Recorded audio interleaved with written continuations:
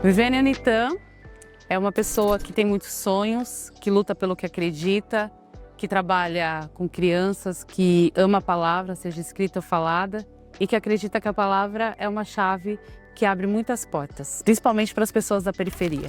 A minha relação com a literatura, ela começou quando eu era uma criança, eu morava aqui, ainda era um barraco de 2 cômodos, e que eu sonhava em aprender a ler. E aí eu fui para a escola, aprendi a ler e comecei a ler e a devorar todos os livros da sala de leitura. Eu lembro que com 11 anos, mais ou menos, eu lia William Shakespeare, O Morro dos Ventos Uivantes, até encontrar a literatura negra, né? Minha relação com a literatura é algo que me transformou, me fazia viajar e ver muito além do barraco que eu morava.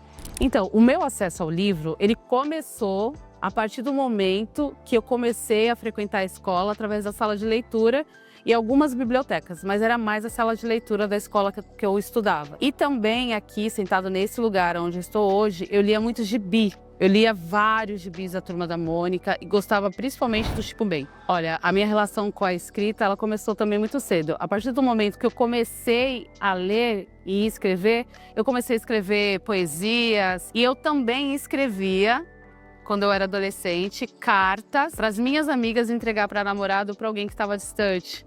E com isso eu ganhava alguns mimos, ganhava alguns presentinhos, assim. E depois disso eu comecei a escrever cada vez mais. Então, aí foi um caminho um pouco diferente. Eu me tornei uma contadora de história, né, em 2019. E aí naquela época eu não tinha condições de comprar livro. E eu queria trabalhar com literatura negra e eu não conseguia comprar os livros. De repente, a minha cabeça começou a formar várias histórias. E aí eu vi que dessas histórias que eu contava, poderia também ser não só narradas, mas também virar livros.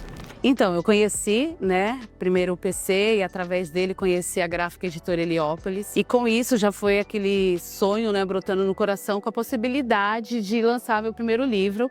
E aí quando teve o edital Literária Lipa, eu me inscrevi. Quando eu recebi o e-mail, eu fiz um print do e-mail que eu tinha passado e eu saí soltando para as pessoas, super feliz. E era muito engraçado porque eu contava e falava, ai, mas não fala para ninguém, não fala para ninguém até ficar pronto. Porque eu fiquei muito feliz, assim. Eu acho que foi um dos momentos mais marcantes da minha vida. E isso aconteceu logo após a morte do meu pai, quando eu estava muito deprimida, assim, eu estava muito triste, com uma vontade de ir partir para ficar com ele. Quando esse e-mail chegou e essa possibilidade chegou, ele me trouxe de volta à vida e me encheu de esperança novamente.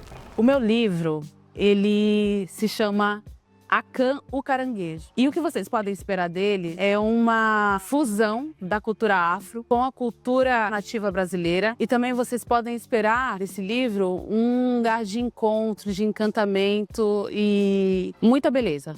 Eu acredito muito que tem a história é muito bonita, ela traz uma filosofia, ela traz um norte para a vida de quem estiver lendo. E é um livro que eu escrevo com muito carinho e acredito que ele vai impactar muitas crianças. Esse livro, ele foi inspirado numa história de tradição oral, o povo Yorubá, e é um Itan, que eles chamam de história, e eu adaptei a ele a convivências que eu já tive e convivências da cultura popular brasileira, né? Eu trabalhava com ele, já fazia um espetáculo com essa história e eu fui adaptando e fui tendo vivências a partir do momento que eu fui fazendo o espetáculo. E aí teve uma hora que ele se transformou, ficou muito maior, ficou um projeto muito interessante. Então ele se formou a partir da vivência que eu tive com essa história e do direcionamento que ela acabou tomando, assim, né? Então é muito legal, assim, porque ele trata-se da junção de várias experiências, sendo em vista esse conto de tradição oral do povo Yorubá. Então, eu nasci e cresci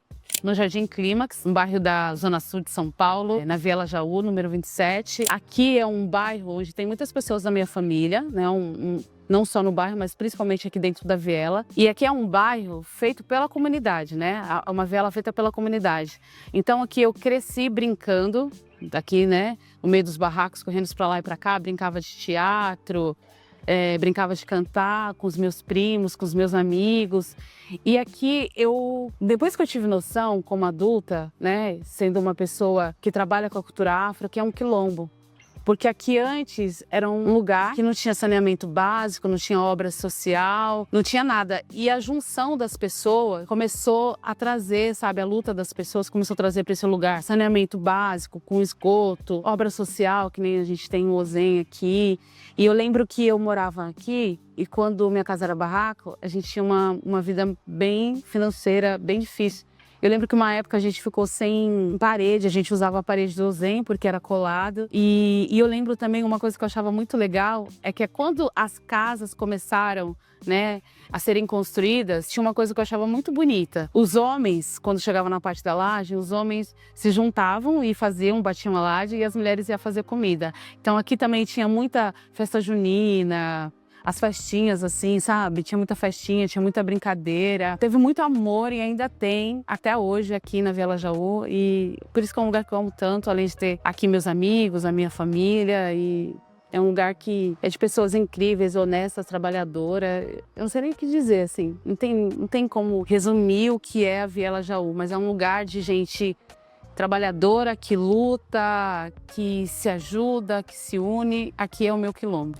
O Jardim Clímax, ele é totalmente influência pro meu livro, né, pro Akan e para tantas outras histórias que eu conto. Um dos primeiros lugares que eu contei essa história foi aqui antes de se tornar um livro.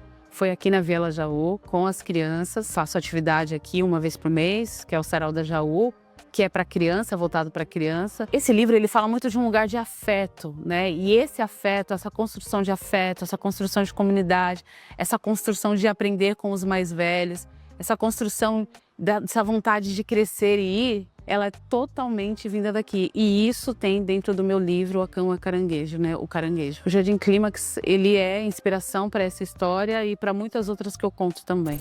Eu sou arte educadora e eu tenho 2 projetos. Né, aliás, 3 projetos. Eu tenho o Sarau da Jaú, que são brincadeiras que eu faço no meio da viela, né, na rua, que são brincadeiras, contação de história, capoeira, e cada mês a gente pega um tema diferente para trabalhar com as crianças, né, voltados para as crianças. É um trabalho sem fins lucrativo e que a gente faz com muito amor. Um outro projeto que eu tenho também é o projeto Anitan, que leva o meu nome, eu sou Viviane Anitan, que é um projeto de contação de história de mitologia africana.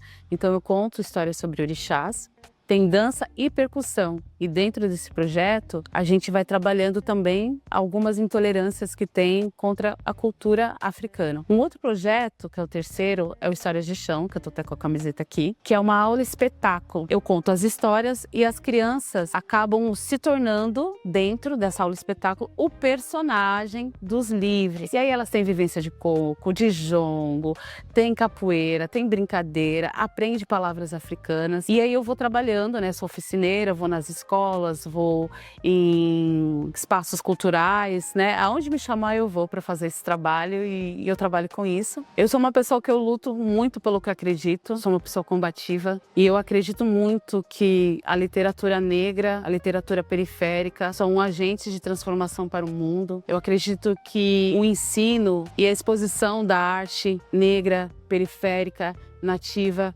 brasileira, ela é tão rica e tão bonita que a gente precisa cada vez mais estar buscando os nossos espaços.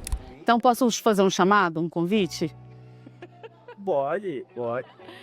Gente, a cultura periférica, a cultura negra dentro dos espaços das comunidades é agente de transformação para o mundo. A gente precisa mostrar que dentro das comunidades, dentro da favela, não tem só violência, não tem só drogadição, tem muita coisa bonita, tem muita gente valente, tem muita gente combativa, gente que luta, gente que tem empatia. A gente tem muito exemplo para dar para o mundo. Então eu quero convidar você para estar apoiando, você que está assistindo, que não é da periferia, apoiar os movimentos de cultura, de literatura periférico.